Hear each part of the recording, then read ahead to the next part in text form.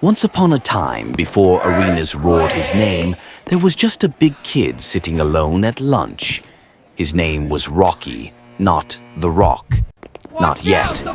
Back then, the world had other names for him. Pig, Walrus, Earthquake. Every step down the hallway came with laughter and stomping feet, imitating his weight. He hid behind humor, but inside he was crumbling. His shirt didn't fit, his reflection felt cruel, and every day felt like proof that he didn't belong.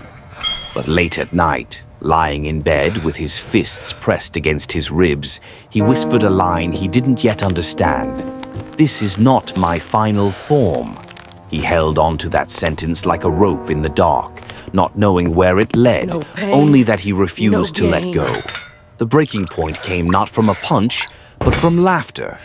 A PE class game of shirts versus skins.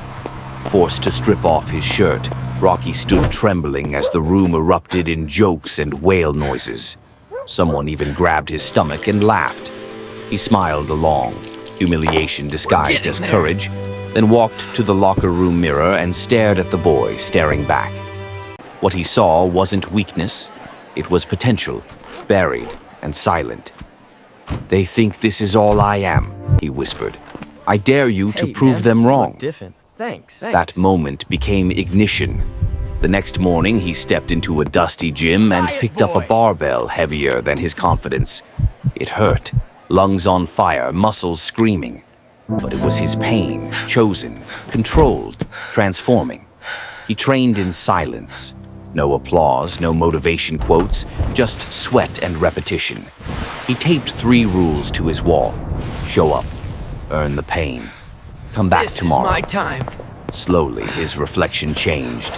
The slouch straightened, the softness turned to strength, the mockery faded into silence. The same boys who called him fat now asked him for advice. He didn't brag. He just said, "Work." Because he knew pain had changed sides. It no longer punished him, it built him. When he found wrestling, he found belonging. The mats didn't care about names or laughter, only effort. Every slam, every bruise, every gasp for air was a lesson. Pain had become his language, and he spoke it fluently. Years later, when the lights, cameras, and chants finally came, they called him The Rock.